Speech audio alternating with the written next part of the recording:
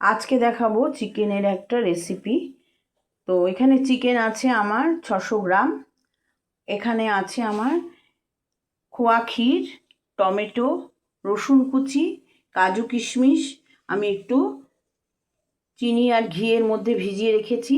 আর এখানে দুধ আছে, আর এখানে মিক্সির ধোয়া আদা রসুন বাটার জল, আর এখানে আছে আদা বাটা, রসুন বাটা। আর রসুন বাটাটা আমি অল্পই নিয়েছি, কেননা রসুন এখানে ম্যারিনেট করা কুচানো রয়েছে রসুন। আর এখানে আছে পেঁয়াজ। এবারে আমি আস্তে আস্তে রান্নাটা শুরু করব।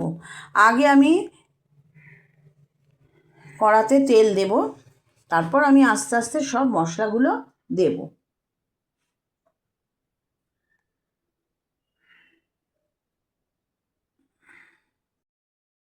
দেখো, কড়াতে আমি তেল দিয়েছি এবং তেলটা আমার গরমও হয়ে এসছে।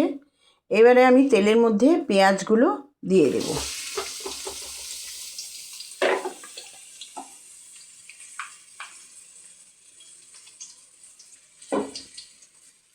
পেঁয়াজগুলো আমার একটু আগে ভাজা ভাজা হবে।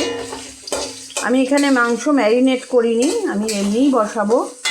মশলাগুলো আগে ভেজে নেব। আগে পেঁয়াজটা আমার ভাজা হোক। পেঁয়াজ ভাজা হচ্ছে, দেখো।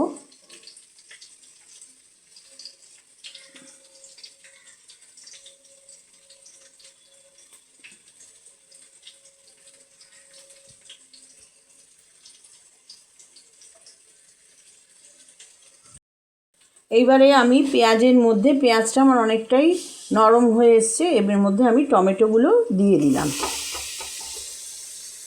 তো টমেটো দিয়ে একটু নাড়াচাড়া করব, টমেটোটা যাতে নরম হয়ে যায়।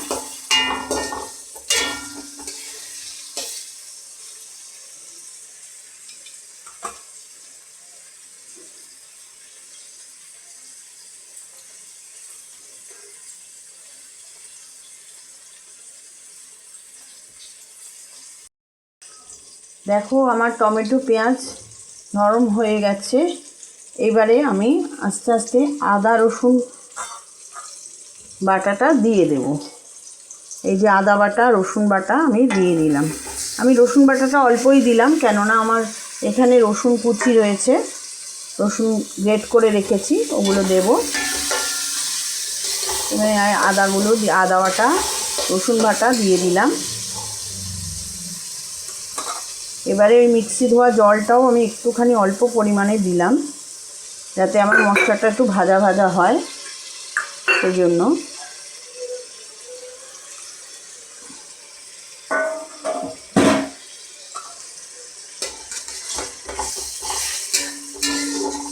নাহলে মশলাটা লেগে যাবে যদি একটুখানি জল না দিই, ওই জন্য একটুখানি জল দিলাম। এইবারে আমি দেব হলুদ গুঁড়ো, তারপরেই দেব জিরের গুঁড়ো, এরবারে দেব কাশ্মীরি লাল। এবারে আস্তে আস্তে মশলাগুলো আমি ভেজে নেব। এই মশলাটা একটু ভাজা ভাজা হবে।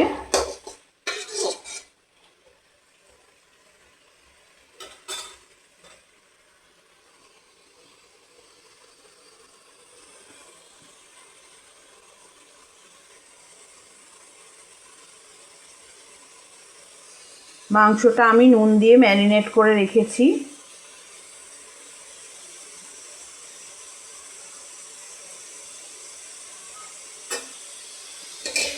দেখো, আস্তে আস্তে মশলাটা আমার তেল ছেড়ে দিয়েছে। এবারে আমি চিকেনগুলো দিয়ে দেব। নুন দিয়েই ম্যারিনেট করে রেখেছিলাম।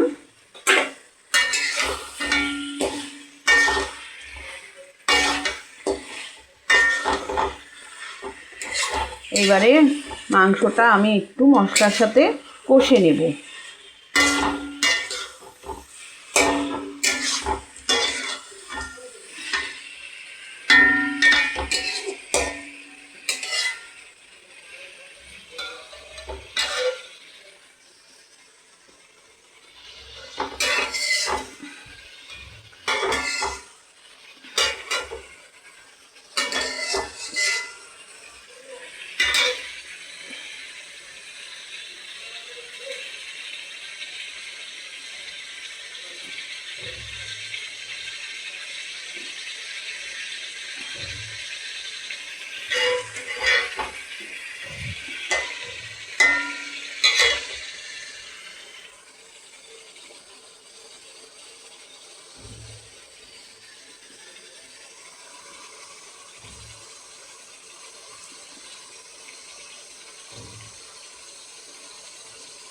দেখো মাংসটা আমার কষা হচ্ছে।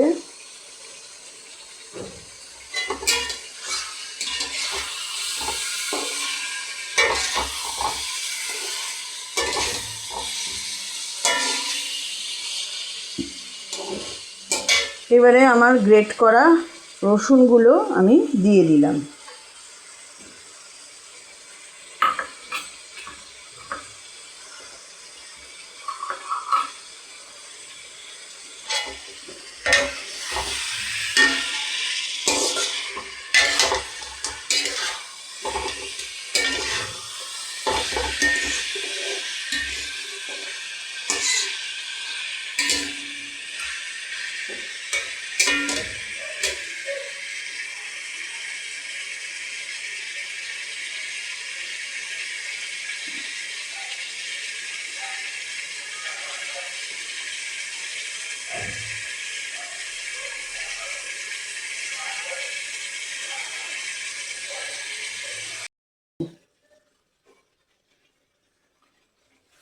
দেখো আমার এটা কষা হয়ে গেছে। আমি নুন দিয়ে মাংসটা ম্যারিনেট করে রেখেছিলাম। আমি পরে একটু মিষ্টি দেবো, মাংসটা সেদ্ধ হয়ে যাক। তো এইবারে আমি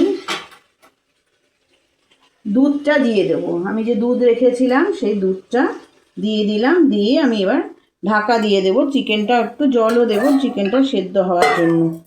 আমি বাটিটা ধুয়েই একটু জল দিলাম। এবারে আমি মাংসটার মধ্যে আমি অল্প একটু চিনি দেবো। দিয়ে আমি এবার ঢাকা দিয়ে দেবো। যতক্ষণ না মাংসটা সিদ্ধ হয় আমি ঢাকা দিয়ে রাখবো। তো চিকেন সেদ্ধই হয়ে যাবে, কারণ চিকেন কষাতে কষাতেই অর্ধেক সেদ্ধ হয়ে যায়।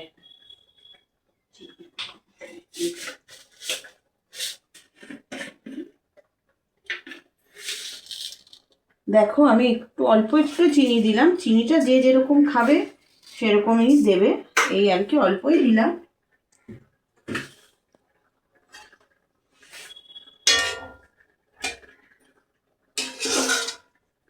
এবার আমি ঢাকা দিয়ে দেব, মাংসটা সেদ্ধ হোক। দেখো আমার মাংসগুলো সেদ্ধ হয়ে গেছে। এবারে আমি কাঁচা লঙ্কাগুলো দিয়ে দিলাম। তারপরে আমি যে কাজু কিশমিশ ঘি দিয়ে ভিজিয়ে রেখেছিলাম, ঘি আর গরম মশলা দিয়ে ওটা দিয়ে দিলাম। আমার রান্নাটা মোটামুটি কমপ্লিট হয়ে গেছে। এবারে আমি গ্যাসটা অফ করে দেবো, কারণ এটা আমি একটু কাই রাখবো, একটু গ্রেভি রাখবো, কারণ রাত্রিবেলা আমরা রুটি দিয়ে খাবো, সেই জন্য এইটুকু গ্রেভি আমার থাকবে। তারপরে আমি খোয়া ক্ষীর গ্রেট করে রেখেছিলাম ওটা দিয়ে দেবো।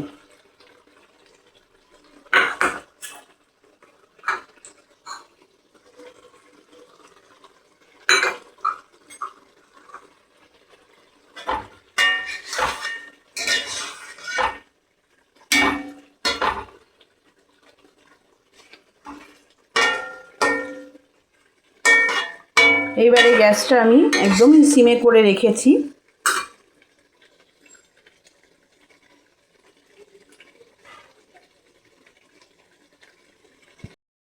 এইবারে আমার এটা রান্নাটা কমপ্লিট হয়ে গেছে। এবারে আমি একটু কসুরি মেথি দিয়ে দিলাম। এবার আমি গ্যাসটাও অফ করে দিলাম। আমার রান্নাটা কমপ্লিট হয়ে গেল। তোমরা এই রেসিপিটা ট্রাই করবে এবং আমার রান্নাটা অনেক অনেক শেয়ার করবে, লাইক করবে, চ্যানেলটাও সাবস্ক্রাইব করবে।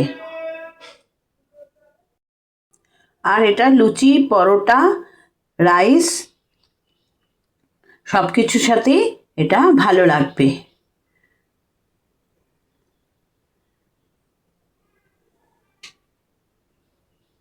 আমার রান্নাটা কমপ্লিট হয়ে গেল।